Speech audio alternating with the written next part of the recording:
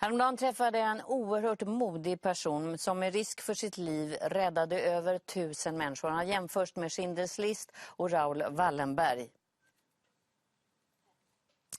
Ja, nu vill jag varna för starka bilder, men vi har valt att visa de här bilderna för man får aldrig glömma vad som hände. Det är ett av de värsta folkmorden i historien, nämligen folkmordet i Rwanda 1994.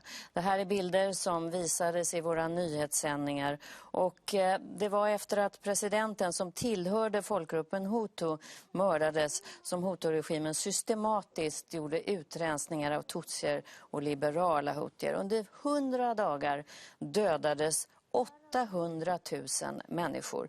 3 miljoner flydde landet.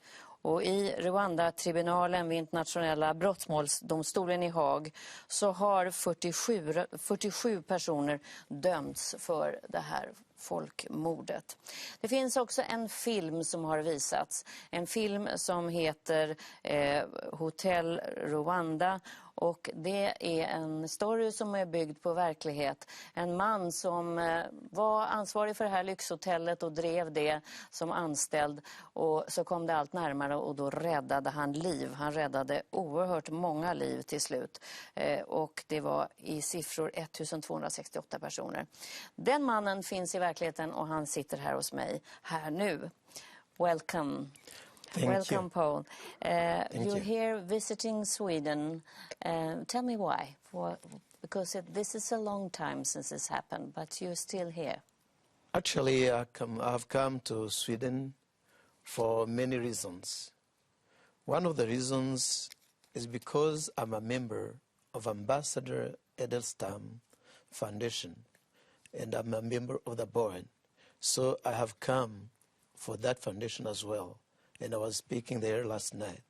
And also, on Saturday, there's a big humanitarian meeting which is supposed to be held in Sweden. And I'm also invited as the keynote speaker.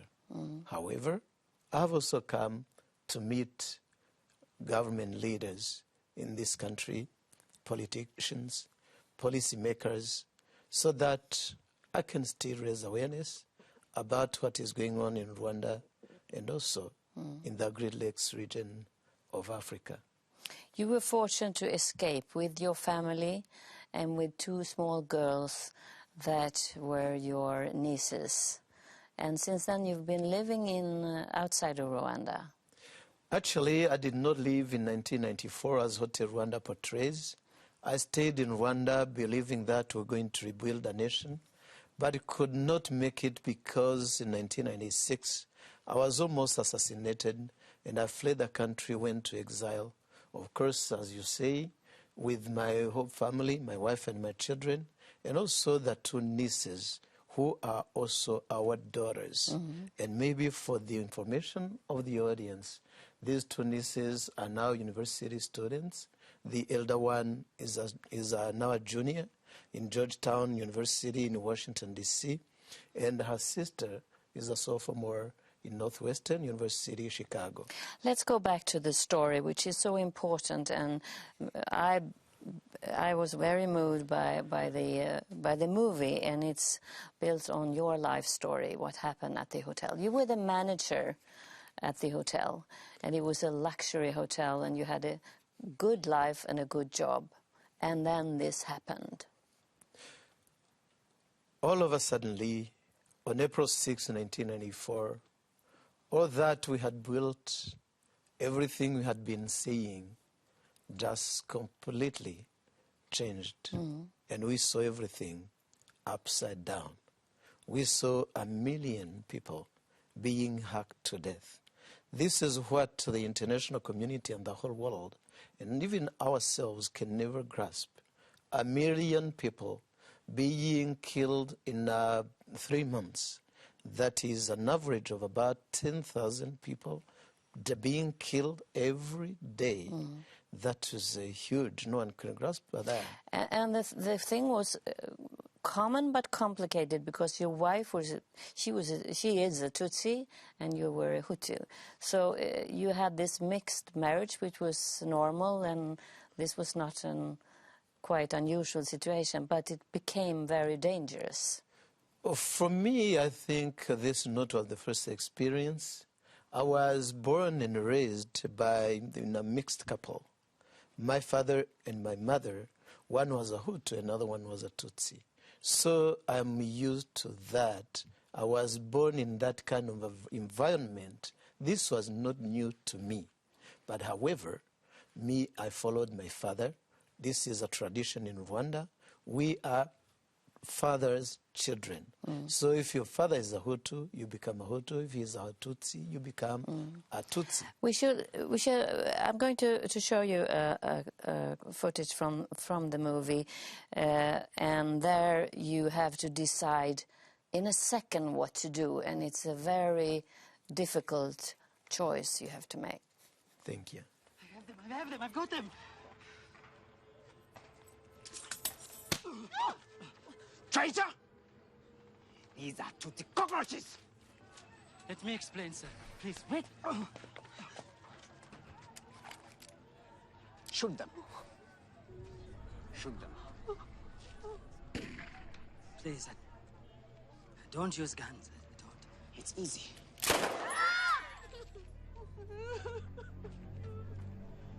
Shoot them, or you die first. Sir, what could I pay you not to do this? You wanna pay me? Why not? Look at them. These are not rebels.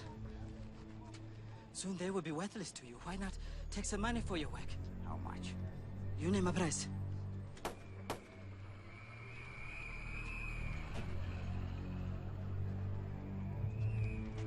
$10,000 for each. Sir, I don't have that much. Okay. Wait. Yeah. It's 1,000 US. And, yeah. 50,000 francs for my wife and children. Take them.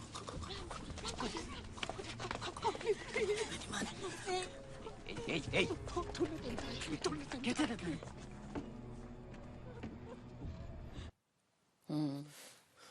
What a terrible situation. Yes. Do you remember the feeling and what your thoughts were? I remember this was on April 9th, 1984. It was a Saturday around noon. These are the soldiers who had been sent by the new government to evacuate me and take me to the hotel, because my hotel had just been taken over by the government. So I had more than 26 strangers into my house, plus my family. We were more than 30 people. So on a street of Kigali, and this is what I always tell people, Hotel Rwanda actually has been made a little bit slightly violent than the real life. In the real life, this took place on a street of Kigali, where many dead bodies were along the street, some of them missing their heads, others bellies opened, so rotting. So I was seeing this. These guys were not joking. They wanted to kill me, and they wanted me to kill all of those people. But still, as I always tell people, as I always say, and I said in 1994, I believe in words. I believe in a dialogue. When this guy opened his mouth and spoke to me, we dealt, negotiated, and at the end, we came up with a compromise. And you buy time all the time. This is always the strategy. You buy time so that you have an opportunity to think about what is next. Or next step. Yes. But it didn't end, it came a lot more people. And at one point in the movie, it's like a turning point. It seems that all of you are going to be rescued. But it turns out it's only white people. Let's see what will happen in this footage.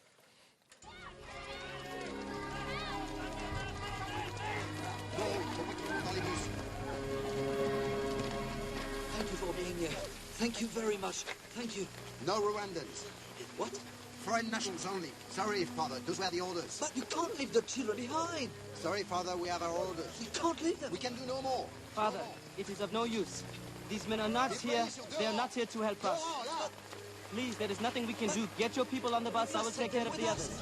It is of no use, Father. Please, hurry. No. You must... No. To the hotel. We'll take care of the kids, Father. Sir, please, don't touch the camera. We have the right to film. Don't film me. Go to the hotel. Go inside. Go inside the hotel. All of you. Yes, you can stay. Yes, we will take care of you. Go into the hotel.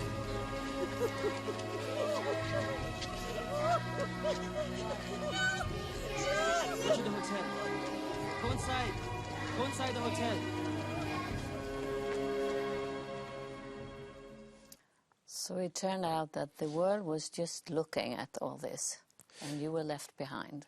Well, it is a shame to see that since the war started in 1990, because the Rwandan genocide took place during a civil war, then a peace agreement was signed. And afterwards, this international community brought in troops, the UN troops, which were supposed to protect people. And they kind of cheated us. All of us, we believed in the United Nations. But when time came, we were abandoned completely by the international community that evacuated only foreigners. And even they went as far as evacuating the troops and left us on our own in the hands of thieves and thugs and gangsters, and without any disturbing witness from the international community. Do you remember what you thought at that moment? Because it kind of, you realize it in this very moment. You had so many friends, you'd been treating them so well, the foreigners, and then you were just left behind like this, abandoned. Yes, so when we were abandoned, I realized that they had gone. They were not supposed to come back.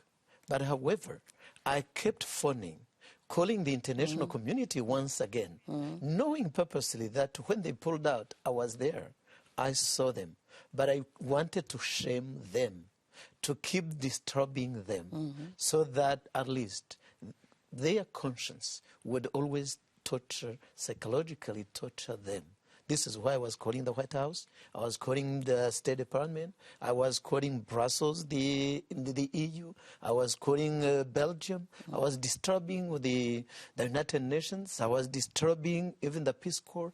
All the people I knew on earth, I was calling them. You managed to save 1,268 persons. Yes.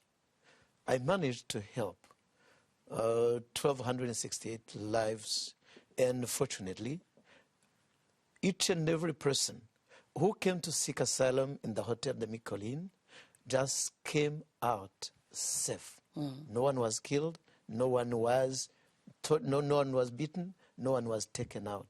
However, today's Rwandan government is rewriting history. For the first time, this last July, I heard the Minister of Culture just going to commemorate 7 people who died in the Micolin Hotel, which is a total lie.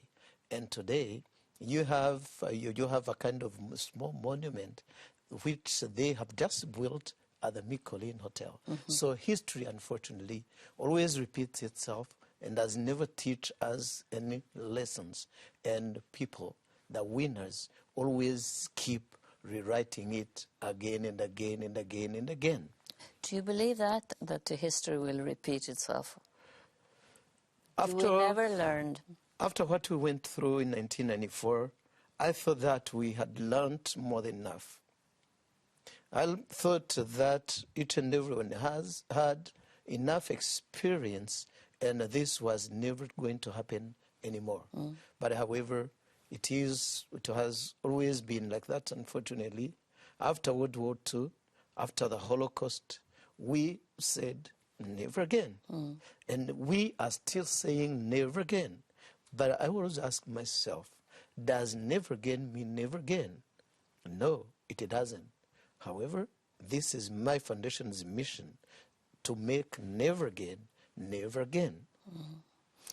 Does Rwanda reconcile? Do you think so?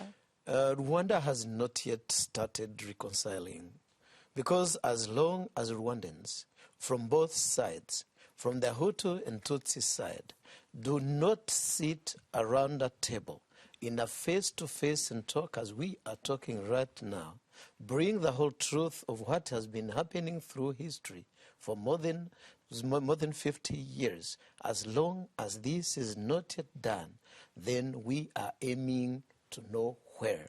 The only day we'll start to reconcile is the day when we'll bring the whole truth to the table, when we talk about equal justice, when we start talking about equal rights to Hutus and Tutsis.